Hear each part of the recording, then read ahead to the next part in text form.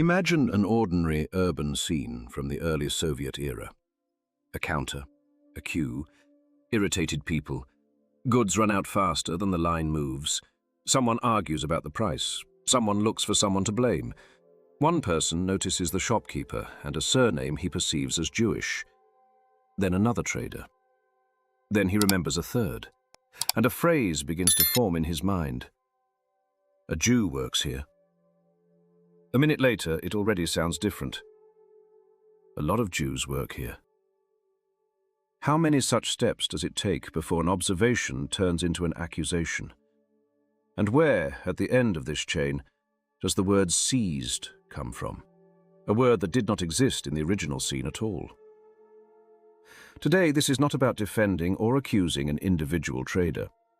It is about the machine that turns one specific person into an entire people, and a profession into supposed evidence of collective intent. If stories that restore facts behind loud accusations matter to you, leave a like and subscribe. It helps prevent subjects like this from disappearing beneath layers of old stereotypes. Let us begin with the simplest mechanism. What is visible is remembered more strongly than what is invisible. A trader stands directly in front of the customer. He names the price. He hands over the goods. He can inspire gratitude, irritation, or suspicion. A middleman is visible too. The customer sees him standing between himself and the thing he wants to obtain. Now imagine the people who do not fit into this picture. A Jewish shoemaker, tailor, factory worker, teacher, doctor, clerk, or a poor family from a small shtetl. They are not standing in front of an irritated customer. They do not become the face of the price. And the first substitution happens almost imperceptibly. I see Jews here becomes Jews are mostly here. This is not yet a conspiracy theory, but the first brick has already been laid. The next step is more dangerous.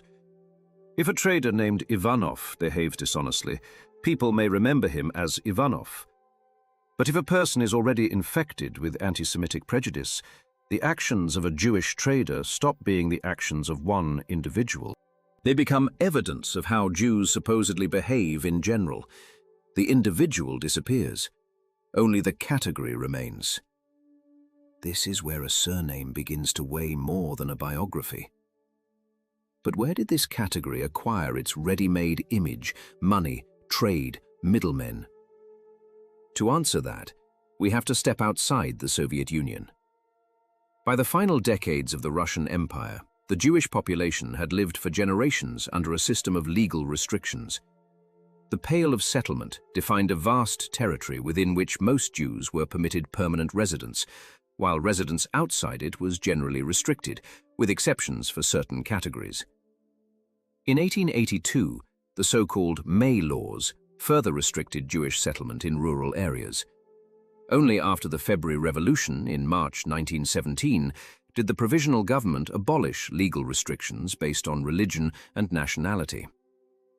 But laws do not create professions with a single decree, and it would be even more misleading to say Jews were excluded from one place, so they all went into trade. History is more complicated than that.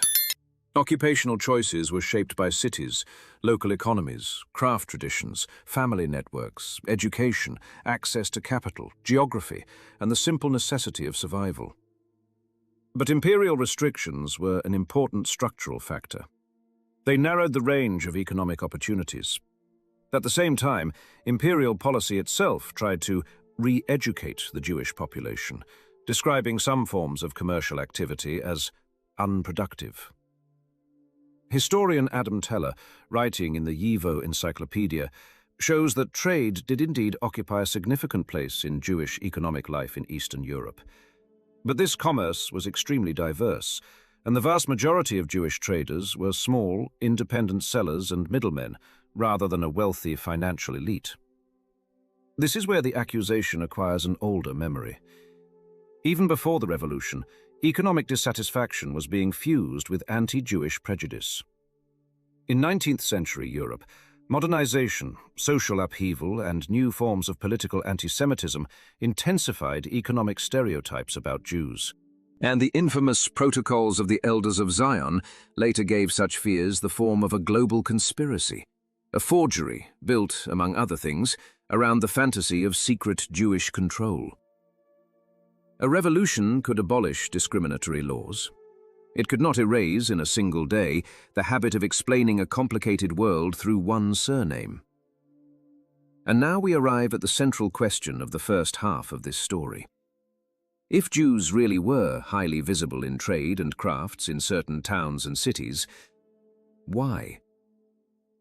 Was it, an anti-Semite might say, because they were always drawn to money? This is where the trap lies. We've reached the halfway point of this story. If you can already see how separate observations begin turning into an accusation, write in the comments, at what point, in your view, does a stereotype become a lie? And support the video with a like or subscription, because now cause and effect are reversed. First came restrictions, local economic conditions, and an occupational structure that had developed over generations. Then part of that structure began to be treated as though it had been the voluntary collective choice of an entire people. The historical cause was removed, and only the visible result remained. The mechanism is convenient for the accuser. Restrict opportunities, create an uneven occupational distribution, forget how it arose, then declare that very unevenness to be evidence of intent. After the Civil War, the new economic policy, beginning in 1921, temporarily restored limited private trade and elements of private enterprise. Jews were among those who returned to these economic niches, and the old image of the trader acquired a new Soviet setting, the Nepman. But it is important not to distort the history here. The Soviet authorities of the 1920s did not officially claim that Jews had seized trade. On the contrary, the Second All-Russian Congress of Soviets condemned pogroms in October 1917, and in the summer of 1918, the Council of People's Commissars issued a decree against anti-Semitism and pogrom violence. Historian Brendan McGeever shows that the campaign against anti-Semitism was real, but it did not eliminate anti-Semitism within society, or even within certain revolutionary environments. Now let us return to the growing phrase, a Jew works here. There is still a specific person in that sentence. A lot of Jews work here. Now we need numbers. How many, where, and in what year? Jews work in trade. The word many has disappeared, and the profession of some people has become a characteristic of an entire people. Jews control trade. Stop. Where did the word control come from? Being present in a profession does not mean having power over the system. And finally, Jews seized trade. Where did seized come from?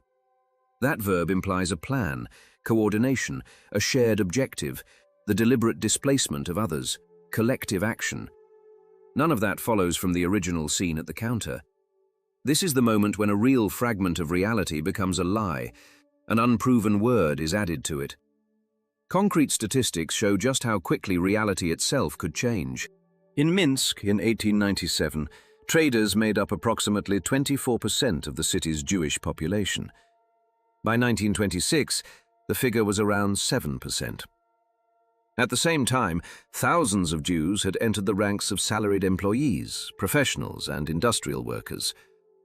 One city, two dates, and already a completely different picture. But stereotypes cannot function easily with such change. They need an eternal image. They need a person living in 1926 to answer for the economic structure of 1897. And they need a handful of visible individuals to answer for millions of invisible ones. In 1926, state security organs in Soviet Ukraine collected information on urban expressions of anti-Jewish hostility, connected, among other things, to the belief that Jews had supposedly received special advantages under the new regime. This is not evidence of a conspiracy. It is evidence of how social change could be interpreted through an old stereotype. Now the machinery of accusation is complete. A real occupational imbalance, the visibility of certain professions, the historical cause forgotten, the actions of one individual projected onto a group, the group assigned a single collective will, and that collective will transformed into conspiracy. But the word seized falls apart as soon as the context is restored, because presence is not control. Representation is not coordination. A profession is not a conspiracy. Let us return to the beginning. The same counter, the same queue, the same seller. But now, behind him, we can see the Pale of Settlement, imperial restrictions, the economy of the shtetl, revolution, the abolition of restrictions, the civil war, the new economic policy, social mobility, and an old language of prejudice that explains change with a single word: they. The person himself has not changed. The frame has. And it is the frame that determines whether people see a human being or a convenient accusation. What should be remembered from this story? The restrictions of the Russian Empire were an important factor in Jewish economic history, but they were not the only one. Trade really was a visible part of Eastern European Jewish life, but many Jewish traders were small-scale and poor. In the 1920s, the Soviet system officially fought antisemitism while simultaneously transforming the social structure of the Jewish population. And most importantly, representation in a profession proves neither coordination nor collective intent nor a seizure. The danger of myths like these is that they do not have to invent everything from nothing. It is enough to take a real person and remove the biography. Take a profession and remove the history. Take several visible examples and remove the denominator. Then add a single word: they. That is how the myth of a seizure is born, not from evidence of conspiracy, but from the disappearance of context. If you watched until the end, write the code word context in the comments, because context is what gives a person back his name and prevents a stereotype from speaking in place of history.